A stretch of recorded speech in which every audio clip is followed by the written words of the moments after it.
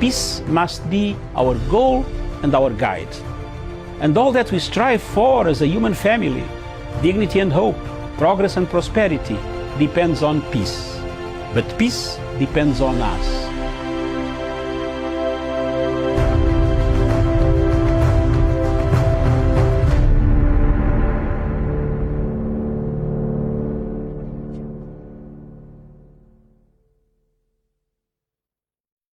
Well, good afternoon wherever you're watching us from. Thank you so much for tuning into Punchline Africa TV. This is Masanga Africa Perspective coming to you live from Nairobi and London. Today we are looking onto the crisis in Cameroon, and specifically southern Cameroon, that is Ambazonia.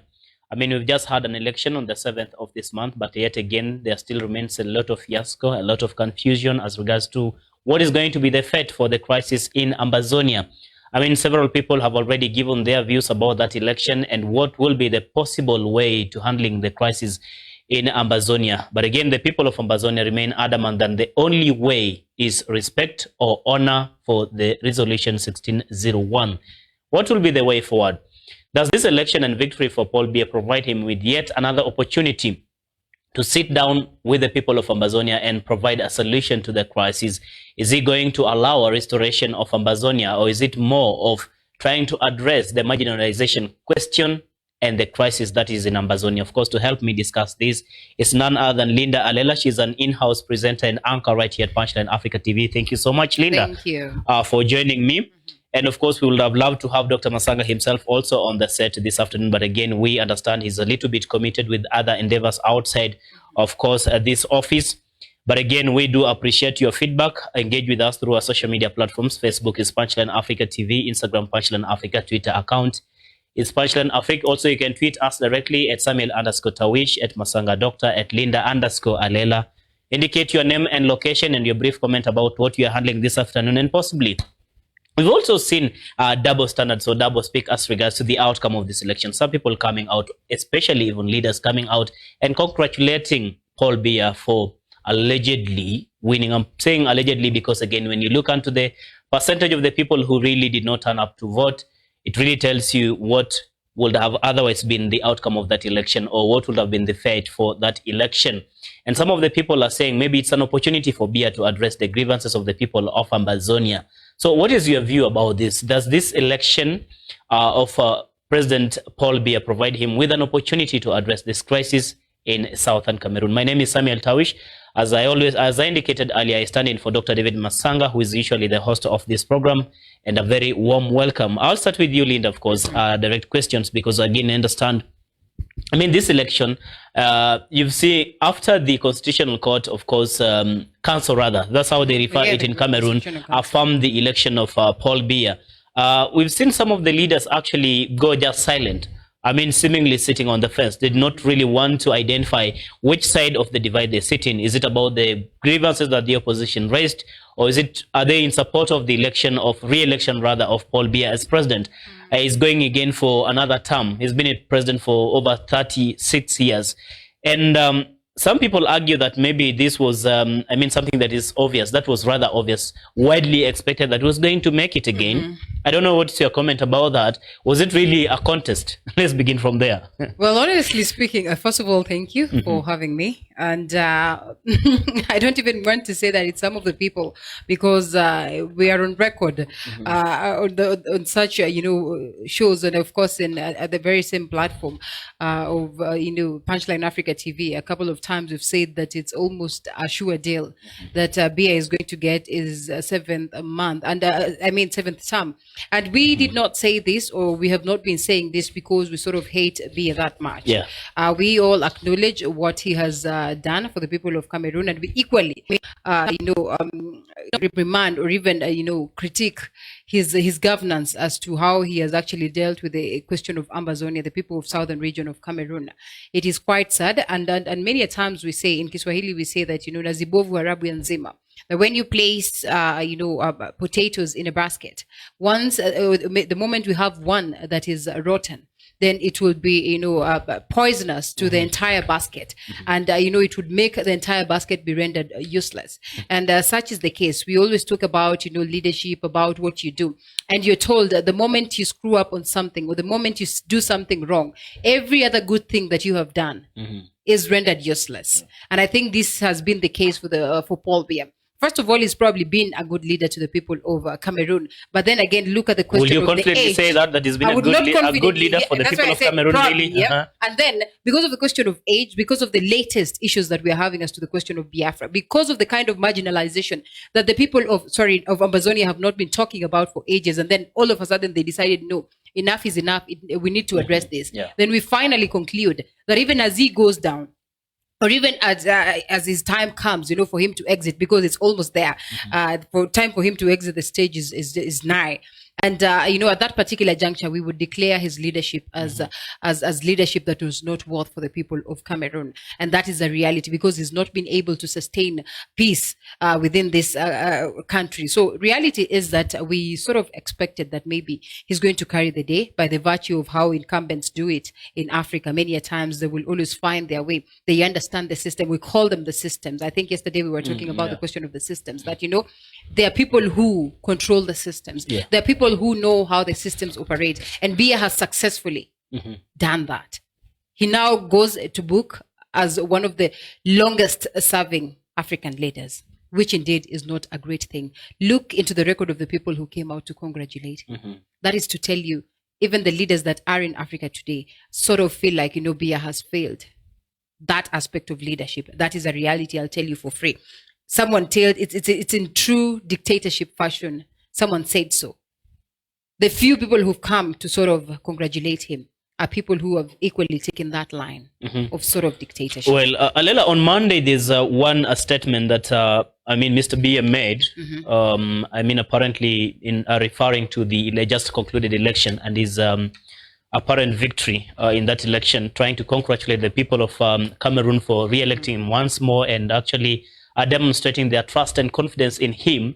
And critics argue that this is more of like a mockery to the crisis in Cameroon, when he talks about it's time for us to maintain the togetherness, to maintain the unity and building our country once more. You get the point?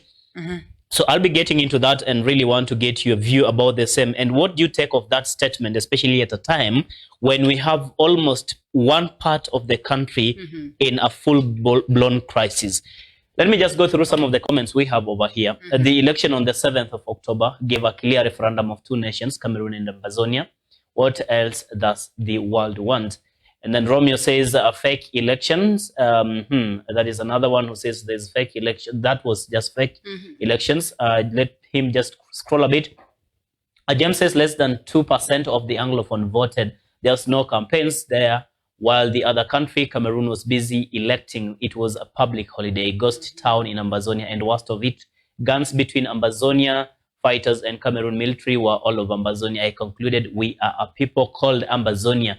And then Marshall says, hello to you. Thank you so much for watching. And just to remind you that you try to share to as many friends and groups as possible, and so that at least we can get a bit more of views about what will be the fate for Southern Cameroon. It's very, very important because, again, much as we are having this platform, we are having this topic being handled this afternoon, it can only be as important as if you are going to share to as many people so that we can get more of your views, so that the world can have an opportunity to really listen to how we are going to solve this crisis. So, Linda Lela, to my point, like I said on Monday, Biya gave what critics argue is a mockery of the situation in Southern Cameroon. This is what he said, and I just want to quote.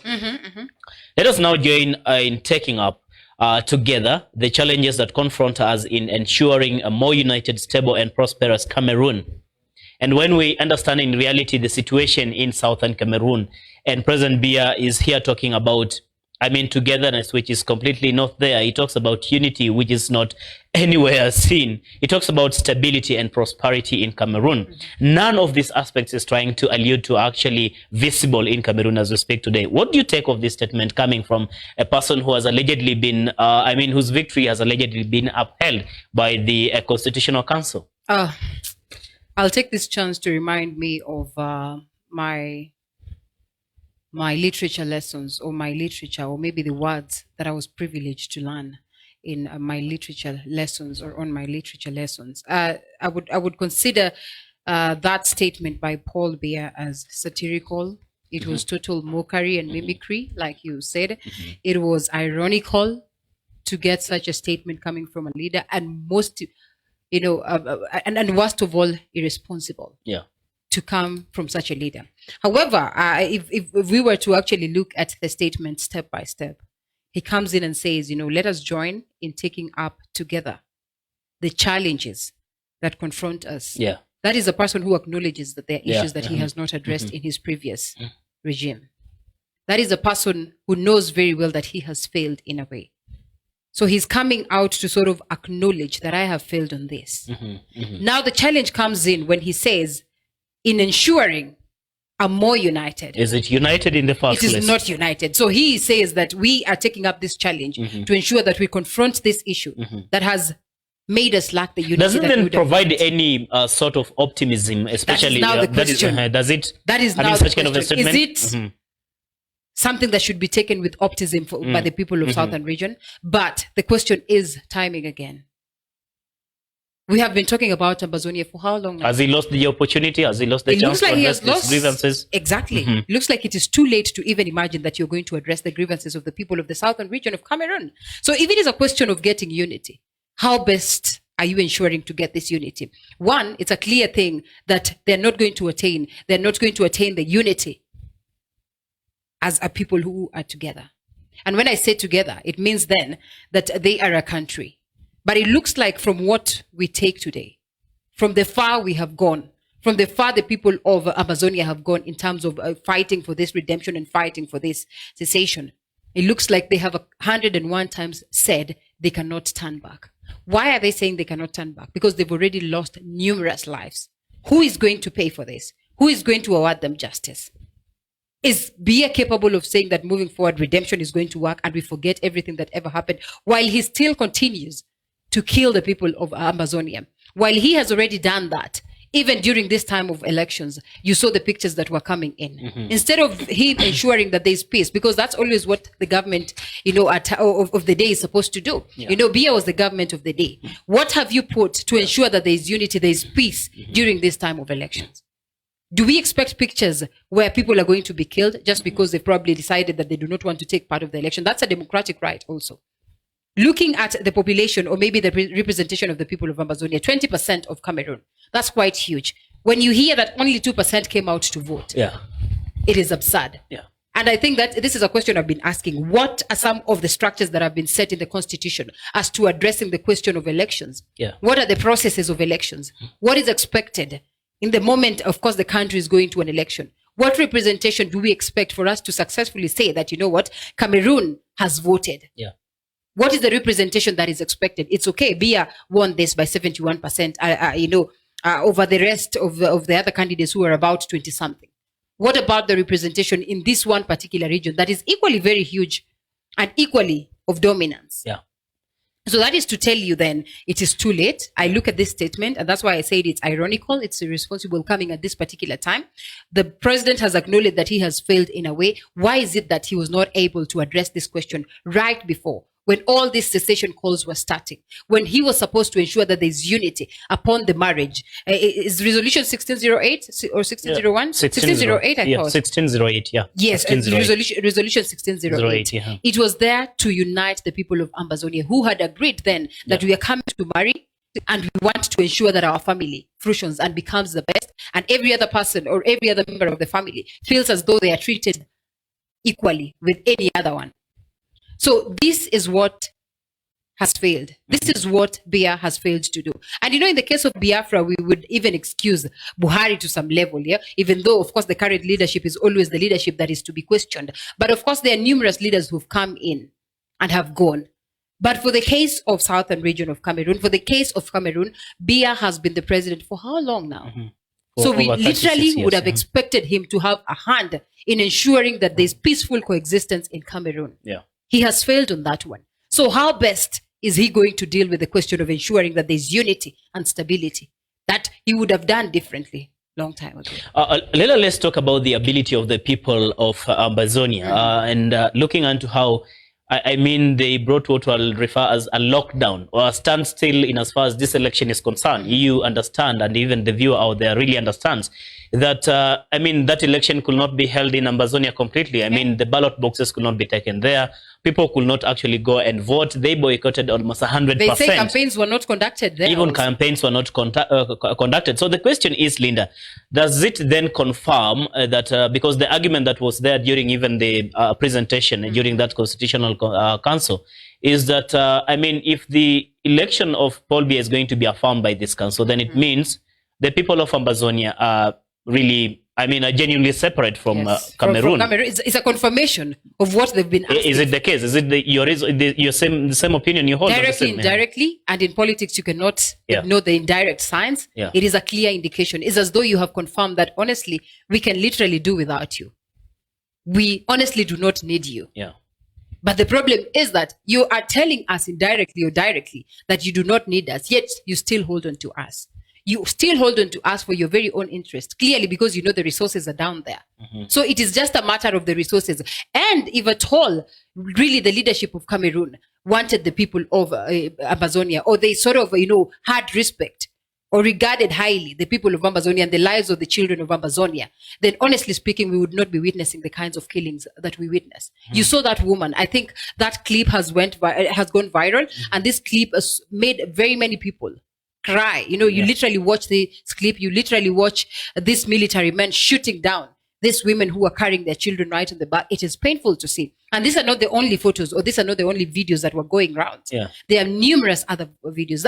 So this is to tell you that this is a leader who would literally wish that, he clears the entire Ambazonia, the entire population of Ambazonia. And, is left with the other region of Cameroon, and they're able to dominate the resources, or the resource-based region of the southern region of Cameroon. So that is to tell you that indirectly the election was conducted without wanting to know what the rest of the people of Ambazonia are thinking, which are, that's why I insist, Samuel Tawish, somehow I allowed our very own constitution. You saw what a threat it posed on the incumbent today, when it was almost clear that some regions in the country are not going to come out to vote. That would mean then that election would automatically be declared null and void. Okay, Linda, before, there's a very pertinent question I would also want you to address as regards to the double speak, double standard, where in the run-up to this election, we had, of course, US condemning the Biya's administration for the atrocities we are seeing in the Anglophone region.